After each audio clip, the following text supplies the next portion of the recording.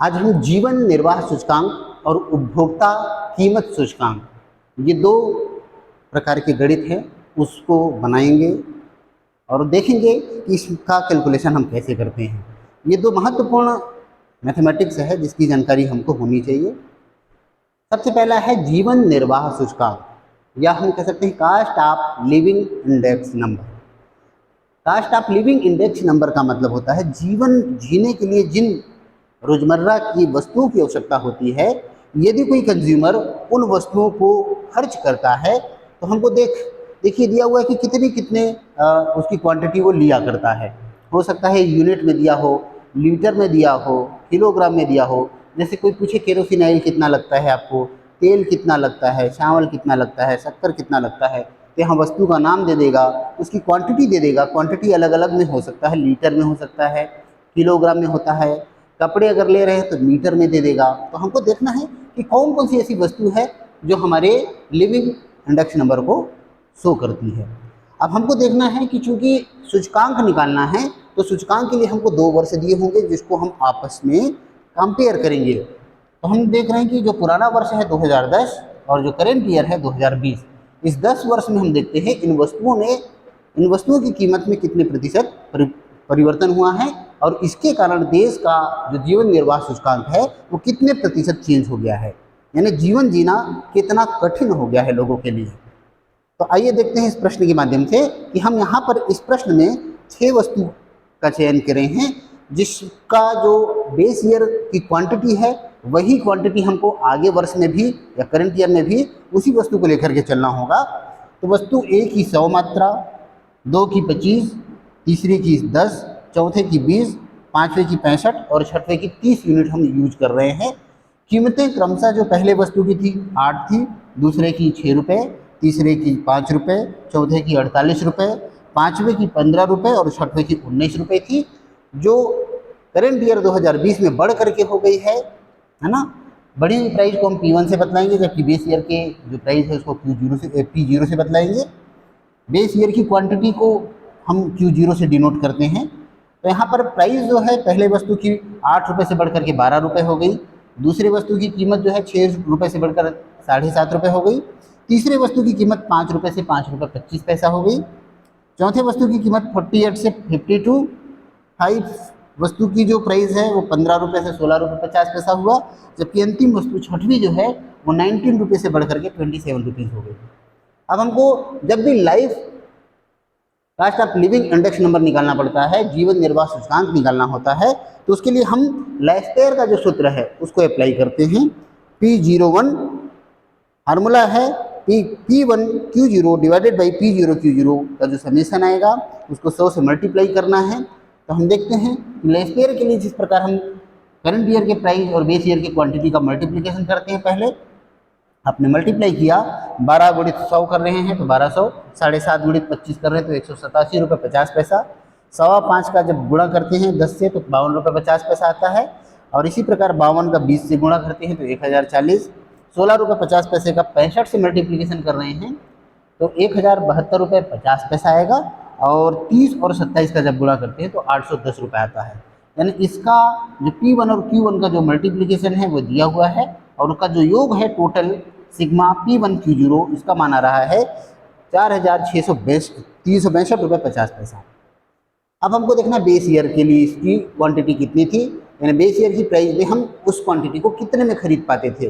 Current year में तो इस क्वांटिटी के लिए हमको 4,362 रुपये 50 पैसा देना पड़ रहा है, लेकिन बेस ईयर यानी 2010 में हमको कितने रुपए देने पड़ते थे। तो आप देखेंगे कि P0 का Q0 से मल्टीप्लिकेशन कर रहे हैं आप, तो 100 गुणित 8 कर रहे हैं 800, 25 गुणित 6 150, 10 गुणित 5 50, 20 गुणित 48 960 रुपये, और इसी प्रकार 15 गुणित 65 कर रहे हैं 975 आ गया, और 19 गुणित 30 कर रहे हैं तो 570 रुपये।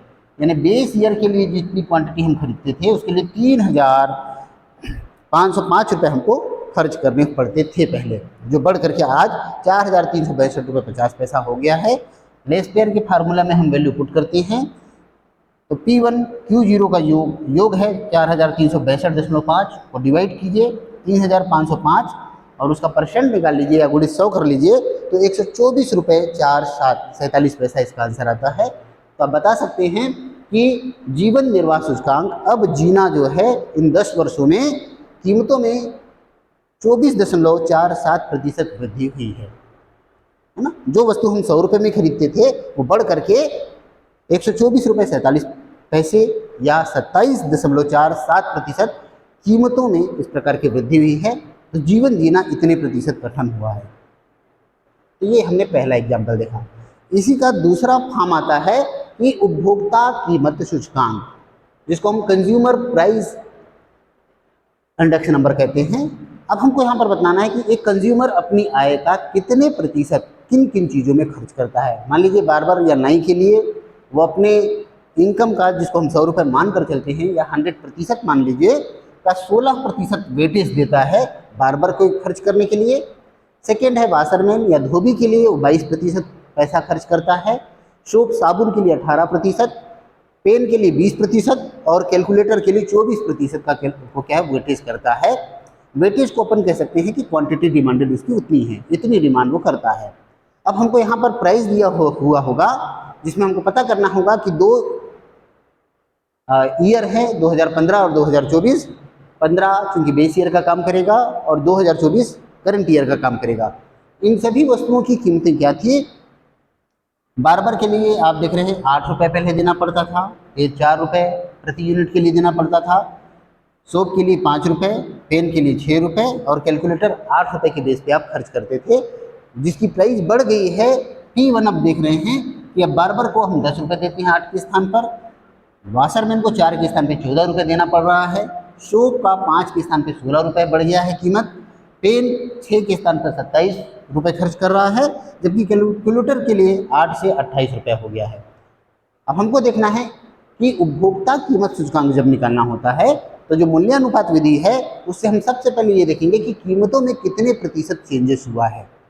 तो हमको कीमत में किस प्रकार चेंज हुआ है, यानी नए वर्ष की तुलना में पुराने वर्ष में कीमतों में कितने प्रतिशत चेंज हुआ है, पहले वो निकालेंगे। तो हम P1 divided by P0 into 100 करते हैं या उसका परसेंट निकालते हैं, तो आप 10/8 करिए, प्रतिशत दबाइए तो 125 आएगा। इसी प्रकार 14/4 करेंगे, परसेंटेज दबाते हैं तो 350, 16 को 5 से भाग कीजिए और प्रतिशत दबाइए तो 320 और 27/6 गुणित 100 करेंगे तो 450, 28/8 करते हैं और प्रतिशत का चिन्ह दबाते हैं तो 350 रुपये आता है। तो इस प्रकार हम मूल्यानुपात निकाल पाते हैं। और जो वेटेज था अंतिम में हमको क्या है, इसी मूल्यानुपात के साथ उस वेटेज का मल्टीप्लिकेशन कर दीजिए आप, तो 125 गुणित 16 करते हैं आप तो 2000 आता है। 350 का 22 से मल्टीप्लिकेशन कर रहे हैं तो 7700, फिर 320 का 18 से मल्टीप्लिकेशन कर रहे हैं तो 5760 आता है। 450 का 20 से गुणा कर रहे हैं तो 9000 और इसी प्रकार 350 का 24 से मल्टीप्लिकेशन के बाद 8400 आता है। तो इस प्रकार आप देखेंगे कि RW जो है वो क्या हो जाएगा, उसका योग जब योग करते हैं तो 32,860 रुपये आता है। और अब चालू वर्ष के लिए बेस ईयर की तुलना में हम जब चेक करते हैं तो चालू वर्ष के लिए उपभोक्ता कीमत सूचकांक का जो मान आएगा वो sigma RW divided by weighted, जितना भी वेट है वो 100% लगभग होता ही है। तो हम 32,860 को जब 100 से भाग देंगे तो 328 रुपये 60 पैसा आएगा। तो इस प्रकार आप देख रहे हैं कि उपभोक्ता कीमत सूचकांक में हम अपने जीवन जीने के लिए जिन वस्तुओं का उपयोग करते हैं उसको अपनी इनकम का कितना प्रतिशत वेटेज देते हैं, उस आधार पर भी हम उपभोक्ता कीमत सूचकांक निकाल सकते हैं। तो इस प्रकार आपने आज 2 प्रकार के कंपोनेंट को देखा है। जनरली ये प्रतियोगी परीक्षा में पूछा जाता है कि जीवन निर्वाह सूचकांक और उपभोक्ता कीमत सूचकांक निकालिए, इसको कैलकुलेट कीजिए। तो इसका आधार है कि इसको लेस्पेयर विधि से और उसको मूल्यानुपात विधि से हम बनाते हैं। Thank you.